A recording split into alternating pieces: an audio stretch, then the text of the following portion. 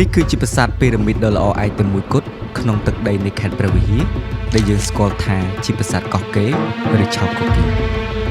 ប្រាសាទកោះកេរឬកោះកែត្រូវបានគេចាត់ទុកថាជាប្រាសាទភ្នំដែលមានកម្ពស់35ម៉ែត្រដែលបានចែកចេញជា7ថ្នាក់ដោយមហាចេតិយពីរ៉ាមីតបែរមុខទៅទិសខាងលិចទៅកាន់រាជធានីអង្គរដែលមានជណ្ដើរ55កាំដែលសពថ្ងៃមិនអាចប្រើប្រាស់បាននោះទេនៅលើកំពូលមានរូបចម្លាក់ទម្រព្រះសិវលិង្គហើយចំកណ្ដាលមានមាត់អណ្ដូងប្រវែង4ម៉ែត្រ4ជ្រុងចុះទៅខាងក្រោមតែយើងមិនអាចមើលឃើញដល់បាននោះទេដោយសារតែវាលុបជិតអស់ទៅហើយនៅជុំវិញប្រាសាទនេះគឺក្រុមអ្នកស្រាវជ្រាវកំពុងរករកថាមានប្រាសាទតូចៗចំនួន96បន្ថែមទៀតដែលនៅដាច់ដាច់ពីគ្នាដែលមានចម្ងាយពី1គីឡូម៉ែត្រឬ3គីឡូទៅ4គីឡូម៉ែត្រដែលប្រាសាទខ្លះបែកបាក់បាត់រូបរាងនិងខ្លះទៀតកប់នៅក្នុងដីប្រាសាទកោះកេរឬកោះកែ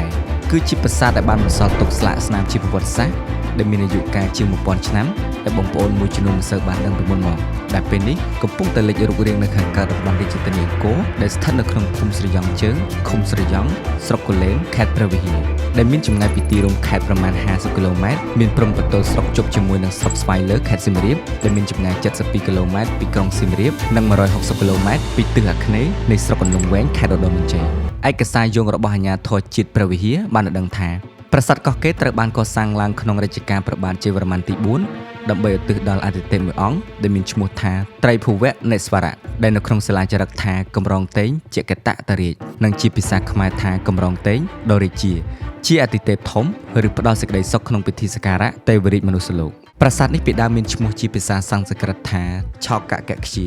ដែលប្រែថាស្រះកុកគីឬឆោកកុកគីឬផ្ទៃដីកុកកុកគីដែលសពថ្ងៃវាគឺជាអតីតរាជធានីកោះកេរដែលមានទំហំផ្ទៃដី16គុណនឹង16គីឡូម៉ែត្រការ៉េប្រាសាទនេះមាន7ជាន់មានកម្ពស់35ម៉ែត្រហើយនៅតំបន់កោះកេរក្នុងផ្ទៃដីចំនួន9គីឡូម៉ែត្រ4ជ្រុងសប្តាហ៍នេះគឺមានប្រាសាទប្រមាណ100ប្រាសាទដែលបានកសាងឡើងតាំងពីសម័យបុរាណដែលទុកសម្រាប់ជាការគោរពបូជាតាមលទ្ធិព្រហ្មញ្ញសាសនាហើយក៏ជាអតីតទីតាំងរាជធានីរបស់ខ្មែរដែលមានអាយុកាលជាង1000ឆ្នាំហើយនៅក្នុងវីដេអូក្រោយខ្ញុំនឹងទៅថតទីតាំងផ្ទាល់និយាយអំពីរាជធានីនេះតែម្ដងនៅក្នុងឆ្នាំ921នៃគ្រិស្តសករាជអនាគតព្រះបាទជ័យវរ្ម័នទី4ដែលអ្នកស្រាវជ្រាវភាគច្រើនបានចោទព្រះអង្គថាជាព្រះមហាក្សត្រដែលជ្រែករាជបានយាងចេញពីរាជធានីយសោធរៈអង្គរទៅកាន់រាជធានីផ្ទាល់ខ្លួននៅតំបន់ឆោកកគីព្រះអង្គបាននាំយកទៅជាមួយកម្រងតេងជាកតតរាជដែលជាវត្ថុសំខាន់សម្រាប់រាជចំពោះមូលហេតុច្បាស់លាស់នៃការយាងចេញនេះមិនទាន់មានអ្នកណាអាចបកស្រាយបានឡើយប៉ុន្តែមានរឿងមួយដែលយើងអាចឯកភាពគ្នាបានគឺប្រហែលជាព្រះអង្គព្រះបាទជ័យវរ្ម័នទី4មានបញ្ហាទំនាស់រាជបល្ល័ង្កជាមួយនឹងក្មួយទាំងពីររបស់ទ្រង់ដែលជាបុត្ររបស់ព្រះបាទយសោវរ្ម័នទី1គឺព្រះបាទហាសវរ្ម័នទី1និងព្រះបាទអេសានវរ្ម័នទី2ពេលដែលបិតាសោយទីវង្គតទៅនៅពេលដែលទៅដល់ទីតាំងកន្លែងថ្មីកោះកេរព្រះបាទជ័យវរ្ម័នទី4បានចាប់ផ្ដើមរៀបចំទីក្រុងនិងបានកសាងប្រាសាទធំឧទ្ទិសដល់ពុព្វការីជននិងប្រាសាទប្រាង្គ7ថ្នាក់សម្រាប់រាជនិងឧទ្ទិសដល់អាទិទេពត្រៃភូវនេស្វរៈគឺព្រះឥសូរកសាងរហាលបារាយនិងហេដ្ឋារចនាសម្ព័ន្ធជាច្រើនសម្រាប់ប្រយោជន៍សាធារណៈបើតាមសាលាចារឹកប្រាសាទនាងខ្មៅស្រុកសំរោងខេត្តតាកែវនិងសាលាចារឹកស្រុកកោះធំព្រះបាទជ័យវរ្ម័នទី4បានប្រកាសខ្លួនជាស្ដេចគ្រប់គ្រងប្រទេសនៅក្នុងឆ្នាំ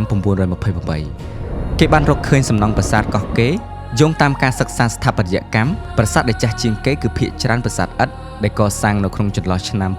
921ដល់928បន្ទាប់ពីប្រាសាទថ្មភក់ប្រហែលជាចាប់ផ្ដើមកសាងនៅឆ្នាំ